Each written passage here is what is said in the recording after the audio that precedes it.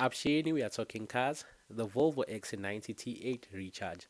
Now, this is a hybrid vehicle that features a 2-liter petrol engine and an electric motor. So combined, you get a total of 340 kilowatts of power and 709 newton meters of torque. So yes, definitely plenty of pulling power.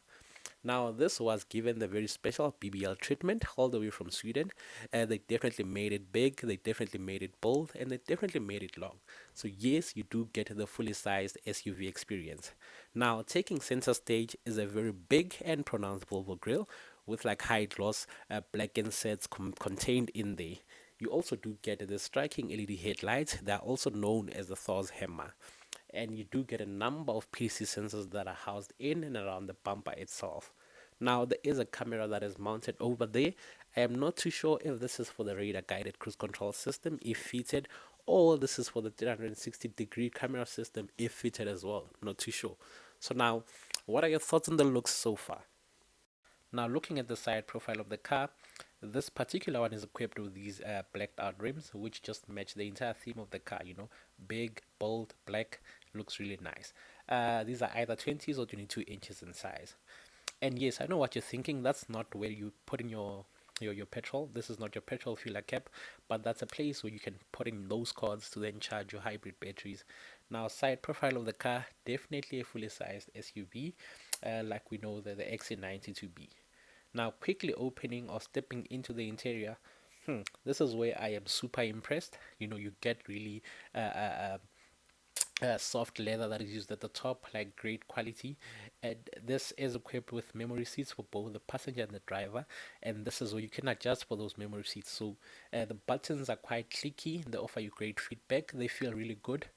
In fact, that goes by saying the quality is unmatched.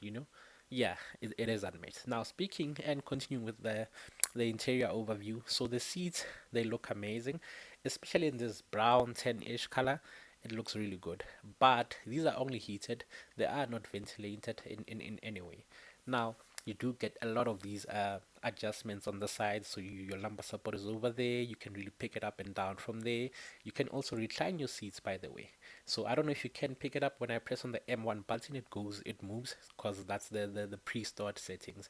Yeah, looking into the dash area, I think some may argue it looks a bit dated, but not to me personally. I'm impressed. And there's a nice speaker that's sitting over there. This features the 19 speaker. Yeah, it's a 19 speaker Bowers and Wilkins sound system, which is apparently really good. I'd like to experience that for myself one day. But anyway, did I mention this glass crystal clear gear selector? It looks amazing. Now, when you open there, you do get two adaptive cup holders. There is a charging pad for your phone and a 12-volt power supply over there.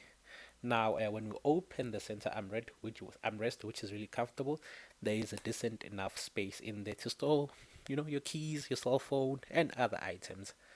So, I also like the fact that this is equipped with a panoramic sunroof. Obviously, it's not open, you can't see it, but do take my word for it.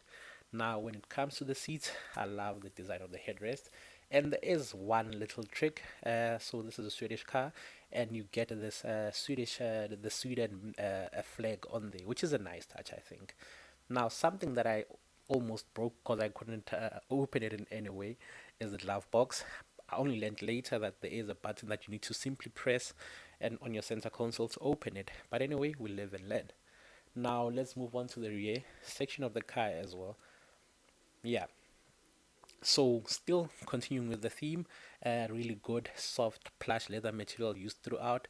There's that sound speaker system which just looks really good. That speaker cutout, and the leather really soft, really comfortable. I am so impressed with the quality in here, and this beautiful, beautiful big solid door handle. It feels and looks amazing. Now you do get these what's the terminology once again? I forgot. These blinds, let's call them that. So you can obviously, manually operate it to close and open as you wish. Now stepping inside, plenty of knee and leg room. I cannot complain. There is a net or a storage compartment behind the seat, and then there is a dedicated 12-volt power supply, and the rear passengers can also adjust the air conditioning system in accordance to their preference. So yeah, it's a dual zone. Now, One other trick that I do like from this car is the fact that there is a center mounted armrest, and then you can open it to reveal two cup holders, which is great. Did I mention isofix mounting points? If I did not, they are there. Definitely take my word for it. And yeah, this is just the interior overview. So it is quite airy in here, it is quite breathable with the black outside and the light colors inside. It complements each other really well. Now there is something that I want to show, but I'm gonna take a moment. I'll show it a bit later onwards. Let's continue and go through to the rear. Okay, yeah, before we go through to the rear, there is also an air conditioning vent that I didn't pick up when I stepped in, but it is over there and it is well located. So I was so impressed with this. Such a small detail that really will add onto your comfort levels. And yes, notice there is a cutout over there for probably a bottle of water or something. Now, as we make our way towards the rear section of the car, the XC90, as we've always known, this design has been around for ages now. You do still get these vertically styled tail lights. They still look really good, especially this color. You know, I'm not really a fan of black colors, but whew, when they're clean and when they're nice, it's such a beautiful car to look at. The PT or the downside is obviously, the scratches that are easy to show and so forth. But yeah, anyway, there is a T8 moniker to really, yeah, if you know, you know. This is a proper SUV. Now, yeah, as you can see, ready for adventures, mountain biking. There's a roof box in there and everything else. As standard, of course, you will get your PDC sensors right next to your light deflectors and so forth. But yeah, really solid, really solid. I think I'd still give it a good 9 out of 10 as far as the looks go, especially this particular one that we're in. And then once again, there is a detail that I didn't really mention. It's more like a wood finish. I don't know what to call it. Probably is wood, but anyway, it looks really good. And then yeah, yeah, solid, solid, solid. I am super impressed with the interior. Now, whilst I'm here, I want to touch on the pricing a bit. So, this is priced at 1.8 million rand, which translates to a good 36,000 per month, plus or minus, give or take. And I think, yeah, for this sort of SUV, for this sort of features, for this sort of convenience and luxury, I think that's really good. And the fuel consumption is also like really good, I hear. So Volvo claims you can get up to 70 kilometers or 77 kilometers using the electric motor alone. Those who've just driven the car, they say it'll do 50.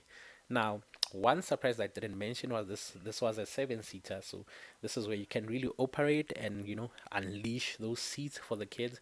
But obviously there is limited functionality that I can show. And yeah, there is a nice parcel shelf over there. I am picking up a cup holder over there. So yeah, as a fully sized SUV, I think it will deliver. I think it really will deliver. Yeah. Uh, okay. Warranty services. Should I touch on that? Probably should. I'll detail it out on your screen as we speak. It should now be there. And yeah, this is the Volvo XC90. Now, as we open the driver's door, as you as you could have seen, it is to be expected that everything that you got on the other side from the passenger is still there, or even better, because additional buttons should be there, such as the ones you use for your mirror adjustments and so forth. The seat, yo, yo, yo, yeah, really comfortable. Like I'm almost at a loss for words due to how comfortable the seats can be. Yeah. Now, just to close it off, from the driver's seat, you do get this vertically mounted screen, which is a bit dated compared to the likes of the Range Rover and other competition in the market. But hey, I think this car also sort of like appeals to a certain niche market. And personally, I don't have any issues with the screen. I think it looks really good. As you can see, the functionality is there. Your Android Auto is there, your Apple CarPlay. I'm not too sure if it's wired or not, but everything that you could possibly want from your screens is there. Yes, yeah, that's what I can say. So personally, I'm good, you know. But yeah, I just like the car, just like the car. What are your thoughts on it so far? It would be nice to hear your thoughts. So please speak to me, engage with me on these chats, on these comments. I am there, and yeah, man. Please like, please subscribe,